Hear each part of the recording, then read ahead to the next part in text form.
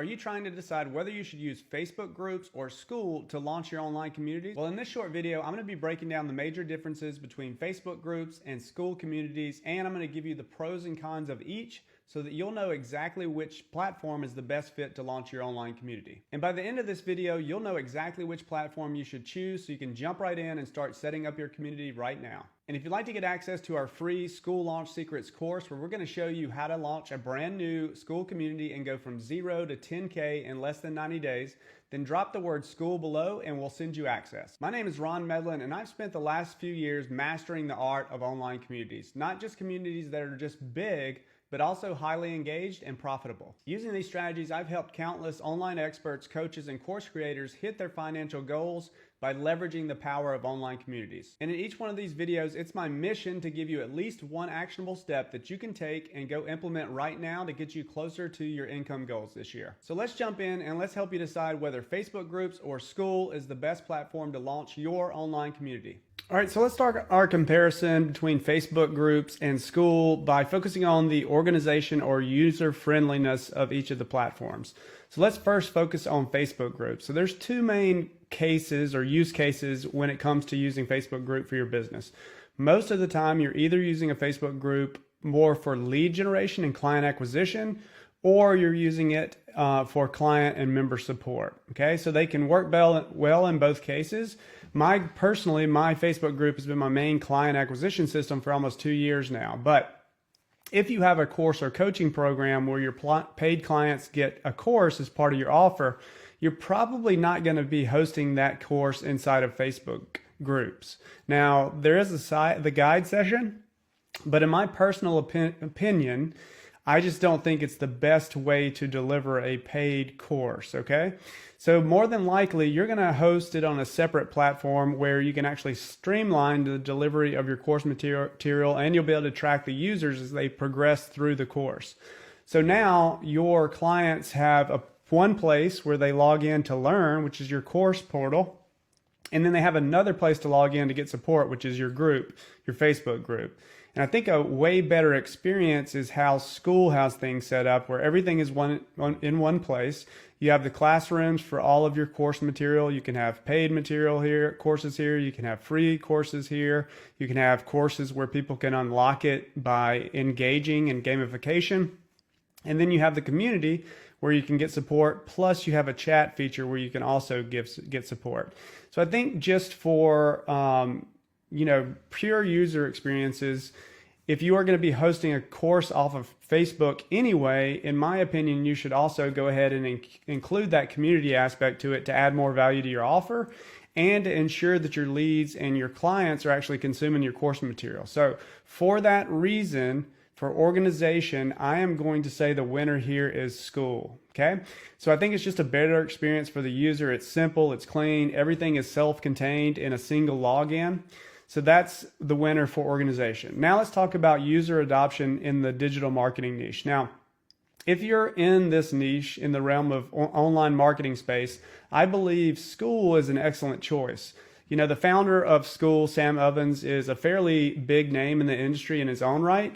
But now with Hormozy coming in and investing and endorsing Skool, the awareness around Skool in this particular niche has just skyrocketed. And because of that, audiences in this niche are also more likely to already be members of different Skool communities. And so the adoption rate for this particular niche is going to be a lot higher. Plus, I've seen a high number of internet marketing gurus, and you probably have too, moving their communities from Facebook to Skool. And these include people like Frank Kern, Dan Henry, Cole Gordon, and really a ton of other ones. So for this reason, I'm going to give the edge of user adoption in the online marketing niche to Skool. So if you're in this niche, I believe Skool could be a great choice for you to start your community. Now let's talk about user adoption in the non-marketing niche. So for these types of niches, there's a lower probability that your audience has actually heard of Skool. And so they're probably going to be a little bit more apprehensive to move to from a Facebook group to a brand new platform, because they're more familiar with Facebook groups than they are Skool at this point. But if we go into Skool and we can look at the Discover Communities feature, and we kind of scan through here, and we can see that we can start to see other communities that are not digital marketing focused here. So here's one on jump training. Here's one on socializing. Here's one on manifestation. Now these are some smaller groups, but you can kind of see that there are different types of communities kind of popping up here.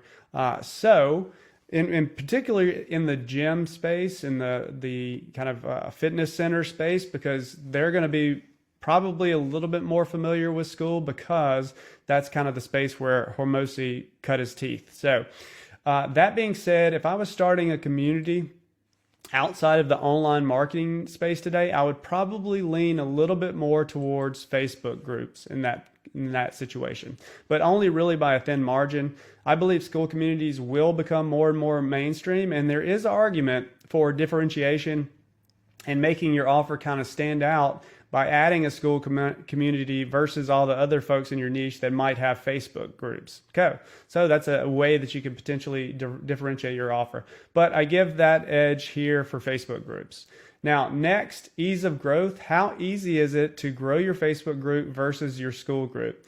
So interestingly enough, over the past few months, my Skool community has grown much faster than my Facebook group. But I believe that's more a result of the marketing I was doing rather than Facebook groups being harder to grow. So I believe I would have made my Facebook group, if I would have made it the focus of my marketing, it would have grown just as fast, if not faster.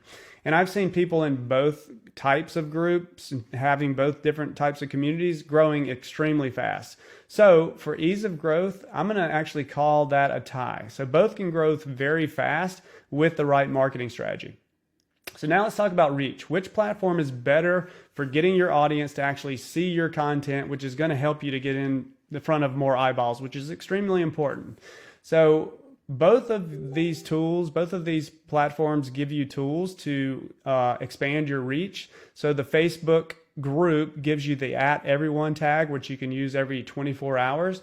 And it's supposed to tag everyone in your group, from my understanding. However, I found that even when I use that @everyone tag, the reach is limited on my post until it starts getting comments. And then when it gets comments, the reach will actually expand. So while I do think the @everyone tag may be somewhat effective, I think Facebook notifications also are getting too noisy now. So even if they do get that notification, they're not really going to the actual post and seeing that post. So you can see I only got a reach of 497 people, and I have over 4,000 people in my Facebook group. So that is kind of the way that Facebook allows you to expand your reach. Now let's check out Skool. So let's go to my community, and you can see when I create a post, I can toggle this on to send my email to all members, and that's going to send it to all 1,100 members. And this definitely goes out to all of your members unless they have turned off their notifications for that. So, and you can do this, you can use this feature every 72 hours. So your members are not only going to receive a notification inside of Skool in the top right here, they're also going to be receiving an email about that particular post. Plus, Skool gives you even more reach depending on how your members set up their notifications for your community. Now, by default, when someone joins your community, here's a community I joined the other day, their notifications are going to be set like this. I have not touched this community, I just joined it. So they're going to get a weekly digest email that's going to have everything that kind of happened in the group that week. And then they're going to get a notifications email, an hourly notification bundled of things like unread likes, comments, mentions, and activity for posts of members that they are following. They're also going to get instant notifications when someone likes a post. They're going to get instant notifications when an admin makes an announcement post. So pro tip here, use the announcements category when you're making a post if you want more people to see it. And you're also going to get event reminders the day before an event happens. So those are the default settings that every person that joins your group is going to automatically be getting with their notifications. So because there's most Skool users aren't in as many groups also, and they're not connected to as many people, like in Facebook, you're also not only getting group notifications, but you're getting notifications from all your friends, all your pages, all of that kind of stuff. The notifications is going to be much, much less noisy, and so your users are more likely to see your posts. So for all of these reasons, I am going to give a pretty substantial edge here to the actual Skool community. So all things can be considered, if you were to post the exact same content and the exact same number of members on both Skool and Facebook, again, I would give a pretty substantial edge to Skool when it comes to reach here. So now let's talk about about engagement. Which platform gets the most engagement? Well, engagement is linked to reach. So the more reach you're going to get, the more eyeballs you're going to get, and the more people are more likely to comment on your posts and engage with your content. So I believe the factors here are pretty similar. So you have to give the edge to Skool here again. Now that being said, if you're in a niche outside of the online marketing space, that will be a factor here. I'm just saying if all variables are the same, the extra reach that you get from Skool should result in more engagement. And so finally, let's talk about DM response rate. So I need a little bit more data here, but from my observation, I have found that Facebook seems to have a slight edge here, probably for a couple of different reasons. First of all, people are more used to communicating on Messenger and are more likely to have the Messenger app on their phone than the Skool app. So members are only seeing your messages when they actually log into the desktop, unless they have the mobile app on their phone and they have it active and they're kind of looking at it and checking it often. So one of your first steps, if you do go with a Skool community, should be to get your members to download that Skool app as soon as possible so that they get used to chatting on the app. They can see your notifications and see your posts, which is another way to get more reach, because now they actually see the notifications on their Skool app as well. So also, I feel like people are still spending more time on Facebook than Skool. It's still the biggest social media platform on the planet, and people are still logging in on a regular basis. So they're more likely checking those messages when they actually log into the platform. And so I think Facebook wins the battle here, but I don't think that it makes a huge difference, because regardless of what platform you use to host your community, you should still be using Facebook to drive traffic and do DM outreach, okay? So that is my breakdown of Facebook versus Skool. So take all these things into consideration. You know, if we look at this chart, it's kind of leaning towards Skool. The only outliers are user adoption outside of the marketing niche. So that's something to think about.